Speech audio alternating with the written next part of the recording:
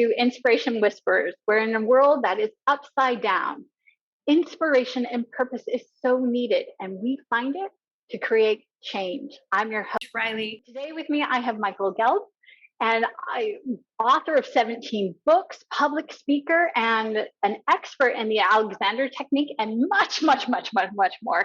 When I researched you, Michael, my jaw dropped. I was just in awe of everything you've done and your books and techniques.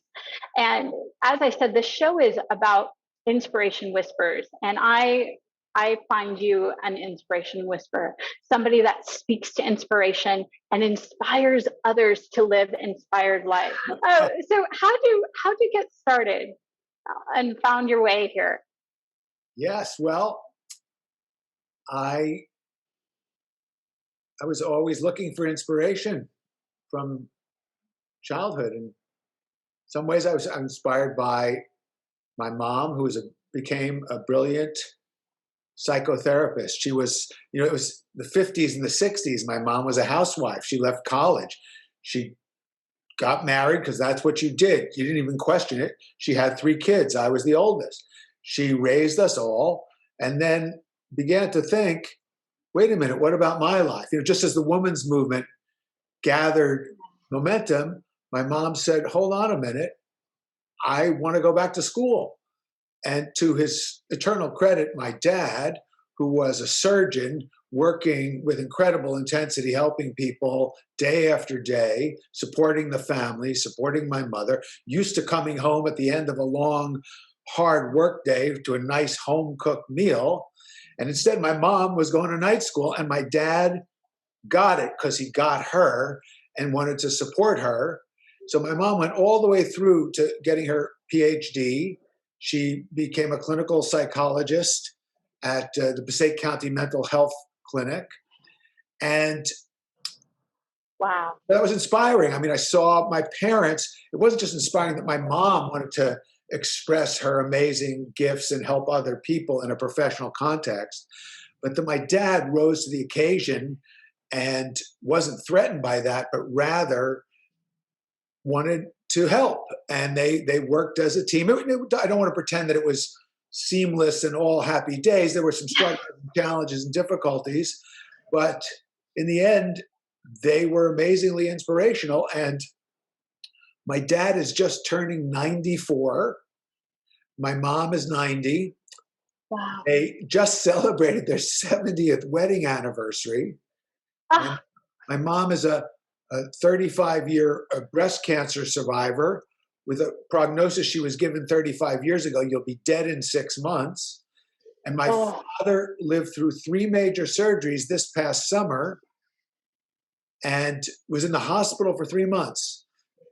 And I just went to visit them, brought them a fabulous wine, cooked them an amazing meal, and had a conversation with them that was as stimulating as any conversation I ever have with anybody. So that's part of why I've always been interested in inspiration, because I'm blessed to come from a lineage of inspiration. Beautiful. Wow. And congratulations to your parents. Wow. Oh, fabulous. And in those experiences, it kind of explains some of what I read about and have researched on you in regards to your Eastern and Western medicine philosophies. You have an extraordinary background where you started as a psychologist. You went to school for psychology, yes, and then it opened up to bigger and broader things. What made that transition? That's a wonderful question. Thanks for asking. So I went to a great university, Clark University in Worcester, Massachusetts. There's my diploma right there. Still very proud of it. I graduated with a degree first in psychology, and then also I got a double major in philosophy because I wanted to understand the mind. And I was really looking for what is truth? What's the essence of what is true? And how do we know what we know? And how can we develop our minds and our thinking? Because again, my mom was a psychologist. She told me when I was a kid, the mind is the most powerful element of our human experience. So learn to develop it, learn to cultivate it. So I went to college figuring I'll go Clark University was the place where Freud and Jung came when they came to the United States of America. I figured that's a great small school. I can get to know the professors. I'll get personal interaction. And it was wonderful, but it wasn't really ultimately fulfilling because as brilliant as those professors were, I felt that their knowledge was primarily academic. It was Mm. theoretical. And I was interested in how do you translate the great philosophies of the world into your life so that you can live a life that is based on truth and goodness and beauty? So that's what naturally led me to explore the spiritual traditions of the world. And again, I was amazingly blessed. I spent a year studying with a polymathic genius, a linguist, mathematician, who had applied his incredible intelligence to studying the world's spiritual traditions. So he was able to cross-reference from memory the text of the Bible with the Bhagavad Gita and the Quran and other more esoteric things that you never even heard of and I hadn't heard Yeah. of. But bring them to life because he wasn't just reading the books. He was in Turkey and was initiated in a Sufi tradition. And before it was a cartoon in the New Yorker, he climbed the mountain in the Himalayas and met the guru and talked to the guru in the guru's own language and wrote a book about it. And so he had this amazing exploratory mind and heart and quest for truth. And I finished college and I said, I can go spend a year with this genius learning about the practices, the meditation, contemplative traditions of the world to really learn this and apply it in my life. So I did that. But then I graduated and I thought, okay, well, now what? I was not the kind of person to go into an ashram or go on top of a mountain. So what do I do in the world? How do I help others and help myself evolve and grow and learn? And that's what I've been working on for the last 47 years. So if we ever stop, there's a problem. I Yeah, think if we ever stop that growth, then we may not be here in this corporeum anymore. that's right. The energy may have left this body. Wow, so that's really interesting because the person you study with sounds like a modern day Renaissance man, and then you dove in, and one of your greatest books is To Think Like Da Vinci, who is another Leonardo da Vinci, another very inspirational Renaissance man. Obviously, the name comes from his era and what he was able to do. Did that lead to you studying Leonardo? Or was it something else? How'd you go? I know you studied Alexander before and you got your master's, you wrote your master's and your thesis on the Alexander technique, the full body, and we'll get into that in a minute. But I'm looking at this really wonderful connection of this Renaissance man you studied with, and then a real, where the name came from, Renaissance man that you wrote about. Yes, beautiful. Well, great connection. And there are a few steps along the way. As you noted, I was looking for a way to express all this and manifest this in the world and help other people. And I fell in love with the Alexander technique and trained as a teacher for 3 years. And while I was training as a teacher, I got a master's degree in something I called psychophysical reeducation. I made up the I like it. yeah, and then my master's thesis got published as my first book, Body Learning: An Introduction to the Alexander Technique. This is the 40th anniversary. We're just doing a 40th anniversary new edition is coming out in a couple of months. Beautiful. So the way I became an author, though, and was able to write my master's thesis, is I met an amazing Renaissance man named Tony Buzan. Tony is the inventor of mind mapping, and he was studying the Alexander technique with my teacher at my school.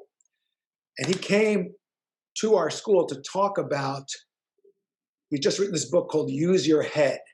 And he had an educational program on the BBC in London. It was the top-rated educational program ever on the BBC.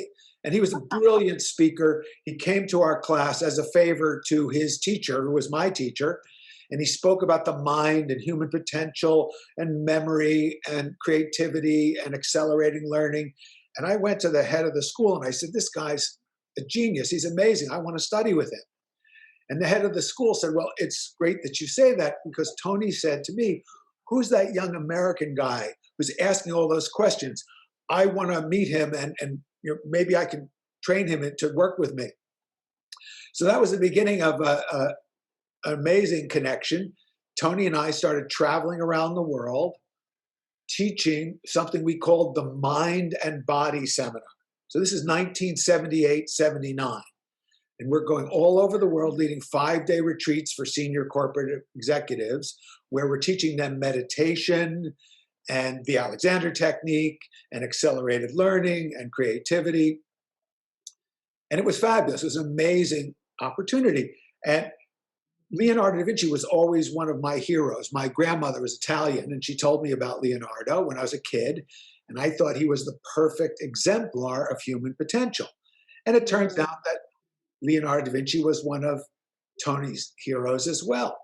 So we started weaving in stories and quotes from Leonardo da Vinci into our seminar.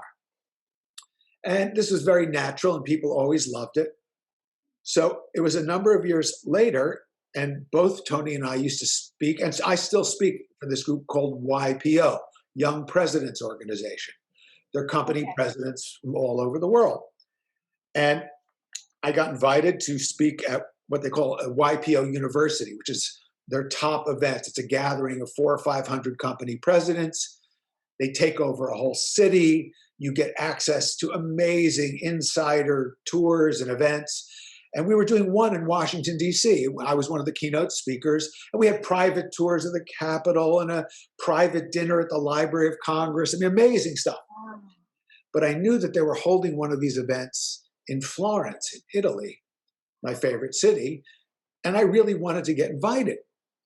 So the director of the Florence education program approached me after I gave my talk about creativity and innovation in DC, and he said, if we were going to invite you to Florence, what would you do? He said, we want something really special, because as you can imagine, everybody wants to go to Florence.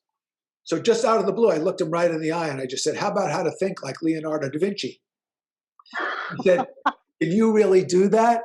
And I said, sure. So in the next 6 months, I made it up. And I gave this talk in Florence to this very tough group of CEOs. I mean, they're not an easy audience, but they loved it. They rated it, 10 out of 10. And they started inviting me back to events all over the world. And then after I thought, maybe I ought to write a book about this because people seem to really love it. So I spent the next 4 years going really deep into it. And in 1998, How to Think Like Leonardo da Vinci came out and became a huge bestseller. It's in 25 languages. And I'm super excited because we literally just in the last week or so have released my online video training seminar where people can get the equivalent of my live program. It's a 2-day program. Stop the video, do this practice, just like we do in the class. And then we do live programs on Facebook with everybody so they can answer questions.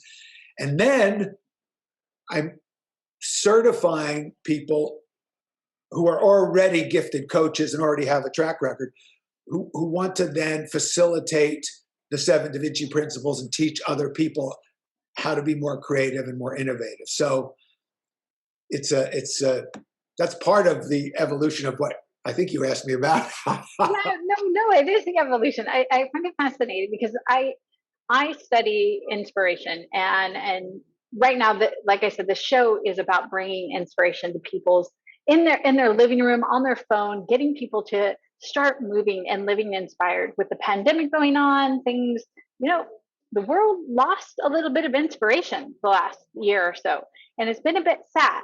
And when I was studying your research and studying my inspiration research, I was looking at the correlation between, your 7 components and the castle principles. I don't know if you know Dr. Lance Secretan, but they Oh, are very similar. I know him personally. Yeah, I figured you must. I was going to have to tell Lance that I interviewed you. He was an YPO speaker. I met him a couple of times at YPO events. I think you also know my friend Sam Horn. Yes, yes, yeah. I met Sam. Small world, isn't it? In the coaching realm and inspiration world. So I found it beautiful, the correlation of these and the courage. When one steps into this place of courage and curiosity, living with that curiosity and love and all these elements, inspiration is at your fingertips. Yes. And anybody can do it, not just you or me. Everybody can. And I want to recommend to the audience, check out Michael's YouTubes and sign up for that program. I've only watched glimpses already, and it inspired me in moments. So I check it out, definitely. It's been wow. I watched a few of them just earlier this morning. I was like, oh, get my fill. So, what's pulling you to keep going here along this path? I feel like there's a bigger service, not just looking for inspiration, but something's pulling you forward. What is that? There's a number of things. I don't actually feel pulled forward, and I don't feel pushed. Okay. I don't feel either of those, because at this point, it's just who I am. So it's funny. Every night before I go to sleep, I listen to various forms of inspiration. I listen to talks from great spiritual teachers and various geniuses and biographies of extraordinary people. And I also have to say I listen to comedy because I like to go to sleep laughing. And last night I was listening to something from Jung, the great psychologist Jung, who came to Clark University many, many years ago. Who I share a birthday with, and Mick Jagger. Oh, cool. Oh. Well, I juggled with Mick Jagger. Yes. Anyway, there's a famous quote from Jung about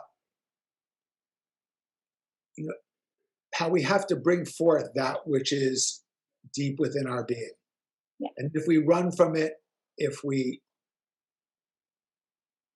shelter from it, if we ignore it, it only speaks to us louder and insists on getting our attention, often in ways that are not very pleasant. So it's not really optional to explore and manifest your true nature. It's just whether you're going to do it voluntarily or through more and more suffering. Mm. So, so many people don't wait to find a meaning or a purpose in their life until, tragically, there's a pandemic and they're in crisis, or they lose somebody they love, or they go through a divorce, or they lose their job, or they have a financial difficulty. And so my thought, I always knew that it was just essential that we're here to wake up, and we're here to help other people as much as we can. So